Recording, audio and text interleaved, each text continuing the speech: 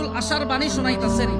ও তিনগাঁও এলাকার যুবক, ও তিনগাঁও এলাকার যুবতী বোন, ও মা পর্দার আড়ালের মারা, ভালো করে শোনো না মা, হায়াতের জিন্দেগিতে গুনাহ তো হইয়াই গেছে।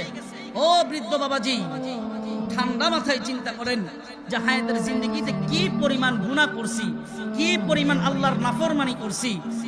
আল্লাহ যদি ইবলিসকে একটা নাফরমানির কারণে লানতের মালা পরাইয়া আল্লাহ তাআলা জাহান্নামে পাঠাইতে পারেন, আপনার আর আমার হায়াতের জিন্দেগি গুনার দিকে যদি আল্লাহ তাকান, অবস্থাটা কি হবে বাপ? বলেন না ও দোস্ত, একটু ঠান্ডা মাথায় চিন্তা করে বলেন না।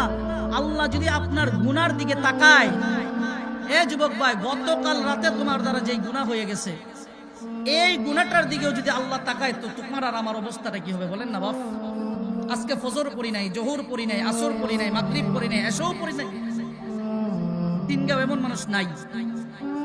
হ্যাঁ আছে দোস্ত। ইবলিস যদি একটা হুকুম অমান্য করে লানতের মালা পড়ে, আপনার আমার অবস্থা কিন্তু